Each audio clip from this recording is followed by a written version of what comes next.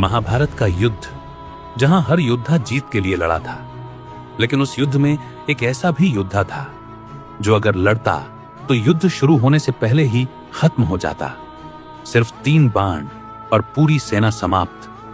न भीष्म बचते, न कर्ण, न पांडव, न कौरव। लेकिन फिर भी वह योद्धा युद्ध का हिस्सा नहीं बना। क्यों? क्योंकि स्वयं श्री कृष्ण ने उससे कुछ ऐसा मांग लिया जो किसी भी वीर के लिए सबसे बड़ा त्याग होता है। उसने अपनी शक्ति नहीं दी, उसने कुछ ऐसा दे दिया जो आप कल्पना भी नहीं कर सकते। और फिर वह बना इस युद्ध का सबसे बड़ा साक्षी।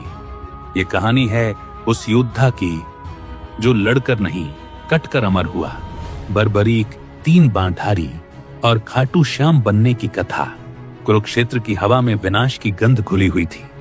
जैसे ही आर्यावर्त की महान सेनाएं एकत्रित हुईं, घटोत्कच का पुत्र और भीम का पौत्र बर्बरीक नामक एक युवा योद्धा युद्ध भूमि की ओर निकल पड़ा। उसके पास हजारों तीरों से भरे तरकश नहीं थे। वह अपने साथ केवल एक छोटा धनुष और देवी कामाख्या द्वारा दिए गए 3 बाण लेकर आया था। उसकी माता ने उसे एक सरल आज्ञा दी थी, हमेशा हारे हुए का साथ देना। बर्बरीक का आगमन शांत लेकिन प्रभावशाली था। जैसे ही वह अपने नीले घोड़े पर सवार होकर निकला, भगवान कृष्ण की दृष्टि उस पर पड़ी। सृष्टि के सूत्रधार कृष्ण जानते थे कि यदि यह बालक युद्ध में शामिल हो गया तो दैवीय योजना छिन्न भिन्न हो जाएगी। कृष्ण ने उसे रोकने का निर्णय लिया। माथे पर तिलक और चेहरे पर सौम्य मुस्कान ली, एक साधारण ब्राह्मण के वेश में प्रभु एक विशाल पीपल के पेड़ के नीचे बर्बरीक के मार्ग में खड़ीदे हो गए।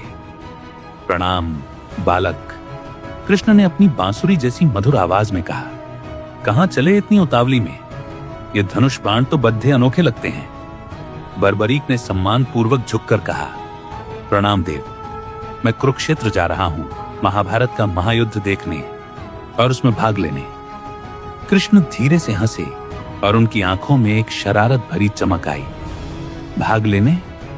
सिर्फ 3 बाणों के साथ? बालक, वहां कोटि कोटि सेना है। भीष्म, द्रोण और कर्ण जैसे महारथी हैं। तुम्हारे ये 3 तिनके क्या करेंगे? बर्बरीक मुस्कुराया। उसके चेहरे पर एक मासूम पर आत्मविश्वास से भरा भाव था। ब्रह्मांड के लिए ये 3 बाण ही काफी हैं। ब्राह्मण देव, पहला बाण निशाना तय करता है, दूसरा उन सबको चिन्हित करता है जिन्हें बचाना है, और तीसरा उन सबका संहार कर देता है जिन्हें पहले बाण ने चुना था। कृष्ण ने अविश्वास का नाटक करते हुए उसे चुनौती दी। अच्छा, तो चलो एक छोटा सा परीक्षण लेते हैं। इस पीपल के वृक्ष को देखो।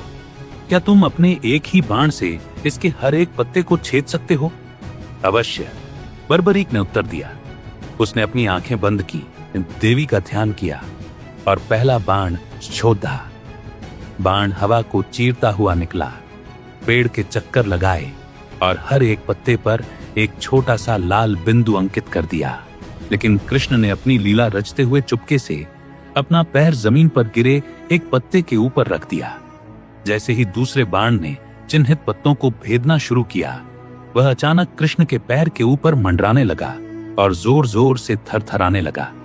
ब्रह्मदेव, अपना पांव हटा लीजिए, बर्बरीक ने शांति से कहा, वरना यह बाण आपके चरणों को भेद देगा, क्योंकि एक पत्ता आपके पांव के नीचे दबा है।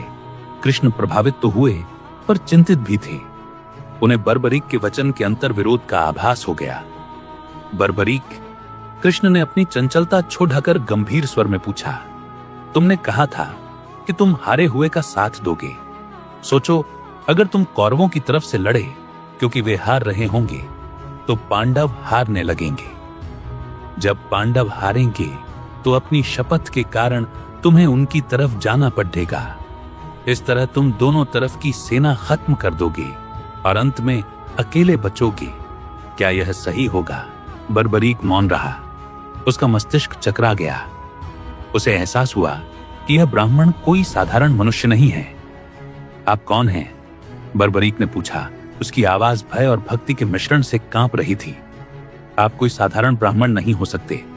कृष्ण ने एक क्षण के लिए अपना वेश हटाया और अपनी दिव्य आभा की झलक दिखाई। मैं वही हूं जो इस युद्ध का सारथी है, और मैं यहां एक भिक्षा मांगने आया हूं। भिक्षा एक वीर के पास देने के लिए युद्ध के अलावा क्या है? दानवीर हमेशा कुछ ना कुछ निकाल ही लेता है। कृष्ण ने उत्तर दिया, मुझे दान में तुम्हारा शीश चाहिए। जैसे संसार ठहर सा गया। पक्षियों ने चहकना बंद कर दिया। हवा थम गई। युद्ध का स्वाद छकने से पहले ही एक योद्धा का सिर मांग लेना विश्वास की सबसे बड़ी परीक्षा थी। बर्बरीक ने प्रभु की ओर देखा। वह अब सब समझ चुका था। उसकी उपस्थिति इस युद्ध को धर्म की विजय के बजाय पूर्ण विनाश का मार्ग बना देती। मैं जानता हूं आप प्रभु हैं। बर्बरीक की आंखों में आंसू भर आए। एक भक्त अपने भगवान को मना नहीं कर सकता, पर मेरी एक इच्छा है। मैंने यह युद्ध देखने का सपना देखा था। मैं इसे पूरा होते देखना चाहता हूं। कृष्ण ने गरिमा के साथ सिर हिलाया। तुम्हारा बलिदान युग युगांतरों तक याद रखा जाएगा। तुम्हारा शीश अमृत से सिंचित होगा और तुम पूरा युद्ध देखोगे। उस कृत्य की भयावहता को मात देती एक मुस्कान के साथ बर्बरीक ने अपनी तलवार निकाली और बिना किसी हिचकिचाहट के उसे चला दिया। जय मां कामाख्या। तलवार ने उसकी गर्दन काट दी। जैसे ही धड़-धड़ गिरा, कृष्ण ने कटे हुए शीश को थाम लिया। उन्होंने उसे कुरुक्षेत्र की सबसे ऊंची पहाड़ी पर रख दिया और उसे दिव्य दृष्टि प्रदान की, ताकि बर्बरीक हर रणनीति, हर बलिदान और हर विजय का साक्षी बन सके। 18 दिनों तक बर्बरीक का शीश देखता रहा। उसने भीष्म का पतन देखा, अभिमन्यु की त्रासदी देखी और पांडवों की अंतिम विजय देखी। जब युद्ध समाप्त हुआ तो पांडव आपस में बहस कर रहे थे कि जीत का श्रेय किसे जाता है। अर्जुन का दावा था कि यह उनके गांडीव के कारण हुआ। भीम का दावा था कि उनकी गदा ने यह कर दिखाया। कृष्ण मुस्कुराए और सुझाव दिया, चलो उससे पूछते हैं जिसने पूरा युद्ध एक निष्पक्ष नजर से देखा है। वे उस पहाड़ी पर पहुंचे जहां बर्बरीक का शीश विराजमान था। हे वीर, युधिष्ठिर ने पूछा, बताओ इस युद्ध में सबसे बड़ा योद्धा कौन था? किसने सबसे ज्यादा शत्रुओं को मारा? बर्बरीक का शीश हंस पड़ा और उसकी हंसी घाटी में गूंज उठी। मुझे तो वहां कोई योद्धा दिखाई ही नहीं दिया। बर्बरीक ने उत्तर दिया, मुझे तो सिर्फ 2 ही चीजें दिखी। एक वह सुदर्शन चक्र जो बिजली की तरह घूम रहा था और शत्रुओं का संहार कर रहा था, और दूसरी मां काली की जीभ जो अधर्मियों के रक्त का पान कर रही थी। सब कुछ कृष्ण ने किया, बाकी सब तो सिर्फ कठपुतलियां थे। पांडवों ने विनम्रता से अपने सिर झुका लिए। कृष्ण उस वीर युवक के कटे हुए शीश के पास आए। बर्बरीक, तुमने सबसे बड़ा त्याग किया है। कृष्ण ने कोमलता से कहा, कलयुग में तुम मेरे नाम से पूजे जाओगे। तुम्हें श्याम कहा जाएगा। जो भी तुम्हारे द्वार पर हारा हुआ आएगा, उसकी हर मनोकामना पूरी होगी। तुम्हारा बलिदान व्यर्थ नहीं गया। तुम भक्त और भगवान के मिलन की पराकाष्ठा हो। और इस तरह वह योद्धा जो 3 बाणों में युद्ध समाप्त कर सकता था, हारे हुए लोगों का देवता बन गया। आज खाटू नगर में लाखों लोग उस शीश के दानी के दर्शन करने आते हैं, उस बालक को याद करते हुए जो उस युद्ध के लिए मुस्कुराते हुए अपना जीवन दे गया, जिसे उसने कभी लड़ा ही नहीं।